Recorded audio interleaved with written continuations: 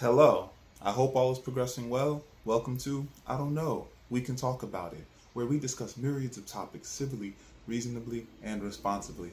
My name is Kevin Dufresne. Our first topic is addressing what to do with 120 credits. How might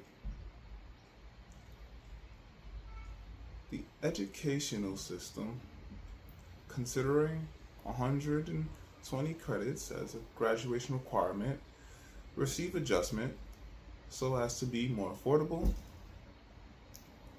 more graduate friendly, as well as more accessible to individuals of varying circumstances that may need to address approaching attending an institution which has a requirement of 120 credits as a requirement. Now, I find what the article posits extremely insightful if one is unaware of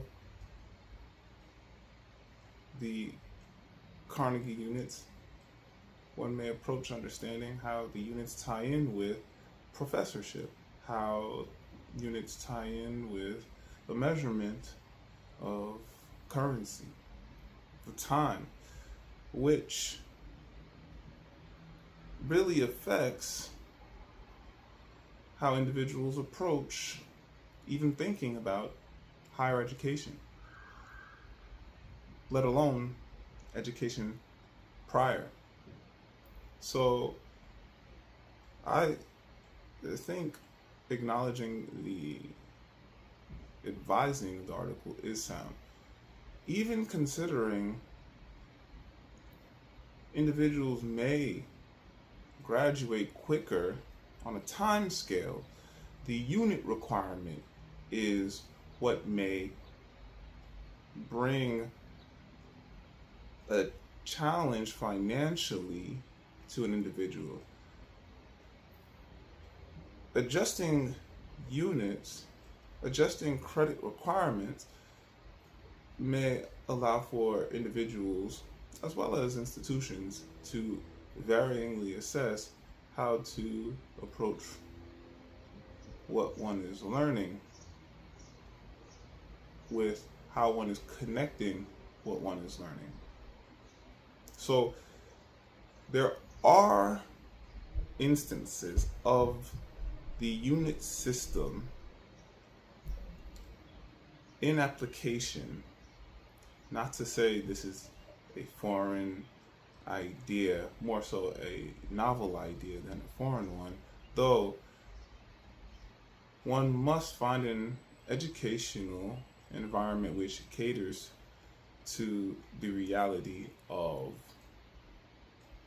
crediting for a professional situation, an internship in an environment that allows for such acknowledgement. One may be able to create more of an expansive educational route. So where one is able to receive an income with an internship, as is for certain locales, for certain states, one may receive from an entity earnings with experience counting for a particular amount of credits, which is extremely valuable. If one may not see the information readily apparent through an educational environment's information, then one may inquire to discover such an avenue is, though not through advertising. so one may have to dig a little bit to discover such a parameter. So acknowledging that one may garner credits through income earning experience is awesome, and seeking to do so may receive good support if one is engaging with an entity supportive of such a parameter. Now, consider one's major, consider relevance of the program external to the educational facility, if one will, and regard how each department may operate differently. Doing so may contribute to how one may approach discovering such a pathway. More so, one may come to discover the reality of opportunity through such a pathway leads to long-term employment, if not valuable experience, which leads to whatever one is seeking to gainfully live through. In connection with this article, I'm acknowledging another article which addresses how individuals really may benefit through different pathways from primary, secondary school, pre through 12. When an educational environment acknowledges interests of individuals, then being able to navigate individuals with long-term senses in mind is extremely important. As the first article mentions, it's extremely helpful, very beneficial to focus on outcomes, more so than input, especially considering how one's life is very malleable personally. So with access to choice, which everyone has, freedom of choice, freedom, people are able to acknowledge life more varyingly. If any entity may partner with a locale or an educational environment to create systems or better contribute to systems that allow individuals to enter career paths, even skill pathways, just to garner experience in connection with interest, then doing so may be extremely beneficial to how individuals progress long term in life personally. Now, considering industry may differ locale-wise, regionally, individuals may be trying to assess how might my interests align here more so than in another locale where the industry is thriving or where one wants to be. Being able to have connective pathways nationally especially is extremely valuable. To get to such a point, one must approach networking extremely well. And I don't just mean by meeting individuals, I do mean by skills and successes.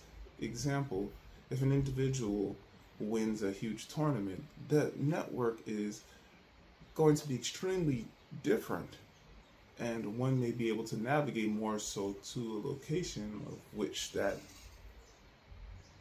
interest is thriving, so one may succeed of one's skills, of one's volitions. Now, considering one may not be aware of a tournament, for example, one may be seeking to be of an environment, a culture embracing penmanship and one is unaware of how to be of expression of penmanship in a way that will allow one to better engage with such a network, then tending to online free sources may prove beneficial.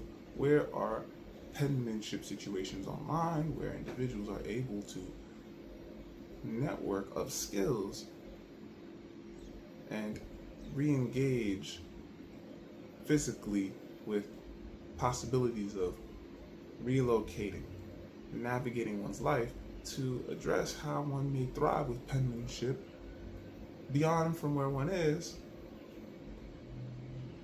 to continue on with addressing how an educational environment may touch these situations. Networking on so many different levels needs to be possible and accessible. And there are entities that are partnering with educational environments.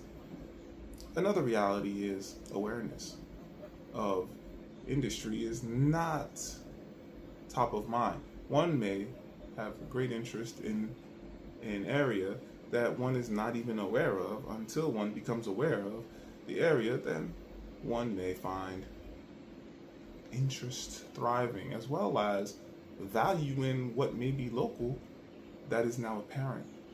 So I think of all the parameters of educational criterion, of course, ensuring education ties well with employment definitely needs boosting.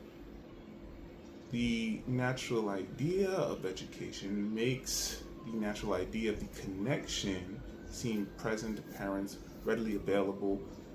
One may easily grasp the connection once one attains an education.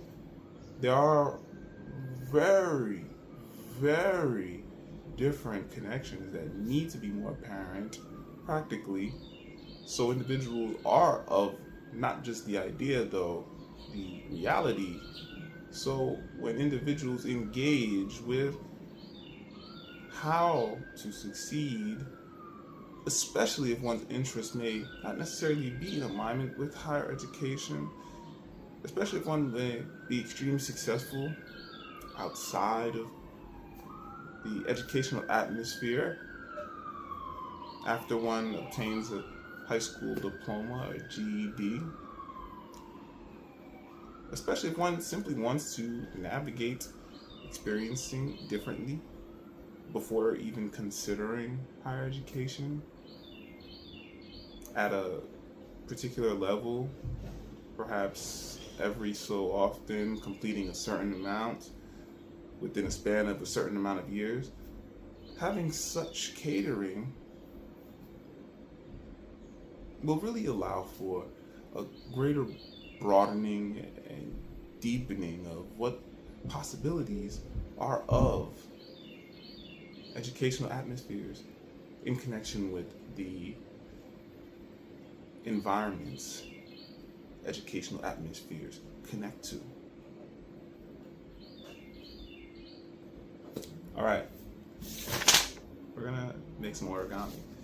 Today's origami Puffy heart. So we're going to need some square paper. Edge to edge will be the initial folding. No need to go point to point.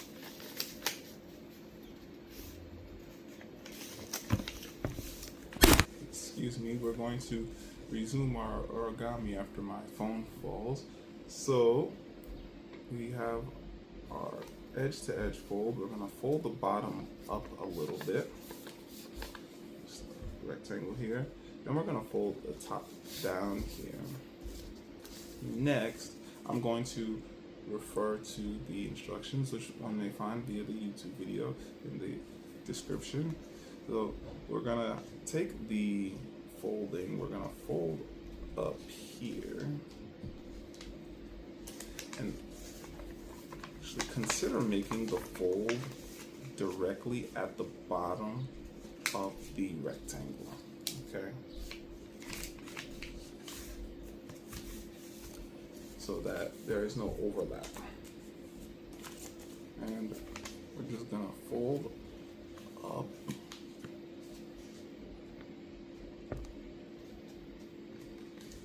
Okay.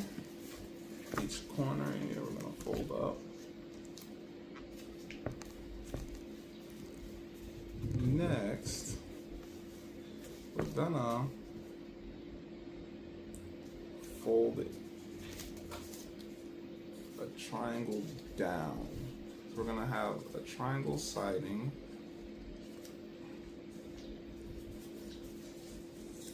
Alright. Bring it. Looking somewhat like an isosceles or scalene triangle. Right here on the side. Next, we're gonna fold back up. So we're gonna fold it back up, and we're gonna fold our corner to the center here. So the line helps guide where we're going to bring our corner in.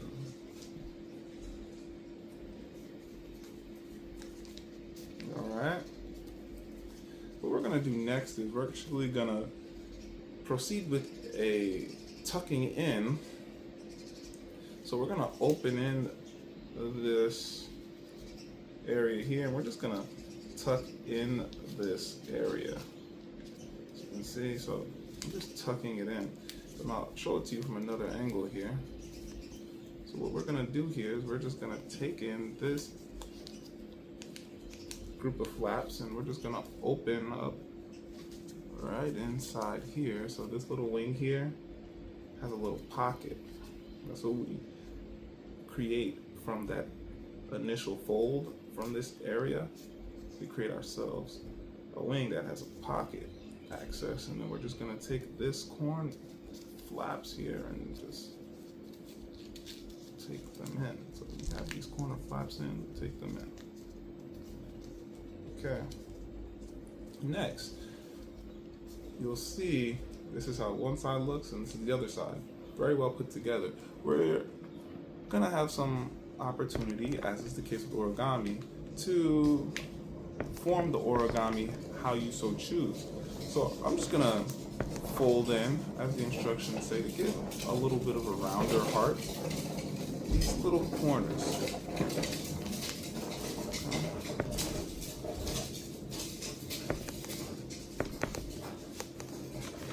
So now I fold in these little corners. The heart looks much rounder if you look here. The next step is, well, we're gonna make this heart puffy now. So what we do now is we're just gonna open the slit at the bottom. Just gonna blow in it.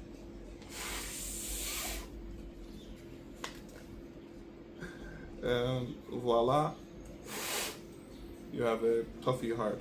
So there's really no need to do much else. You can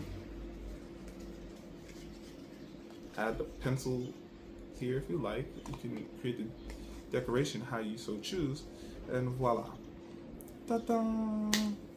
A 3D popping heart in a few folds. So shout out to the Japanese art of folding paper, origami. Our next topic is about a physical book. Reading a physical book has so many health benefits in connection with spatial development. When an individual reads a physical book, the brain physically changes. So, long-term health benefits from reading a physical book. The Complete Idiot Guide to Amazing Sex. The text offers guidance which allows for one to initiate interrogating. So one may use the questionnaires in the text to further guide what one may be seeking to inquire of personally, couple-wise, however one's interests peak. I really appreciate how the text harps on good communication. Healthful, good communication is extremely important when one is attempting to improve in a relationship. Understanding so is extremely important for one self-improving as well. I really think the text brings about different areas of relationships in connection with healthful sexual progressions in ways that allow for one to further engage directly with how one may be seeking to grow. I think the text is wonderful. I appreciate reading texts of the sort, especially considering I appreciate texts of healthful parameters. I enjoy research about health, and of course reading a text like this is really wonderful because I am able to continue growing healthfully so as to be a more mindful, romantic life partner. So I really think the text is valuable in allowing individuals to take different perspectives and question the perspectives in safe, healthful, curious ways. Of course, the text does advise to seek guidance necessarily as a boost to what is possible with good, healthful communication. So the text really allows for one to self-navigate as well as to be comfortable embracing what there is more of to navigate. Thank you for joining. I don't know. We can talk about it. Onward and Upward, Kevin Dufresne.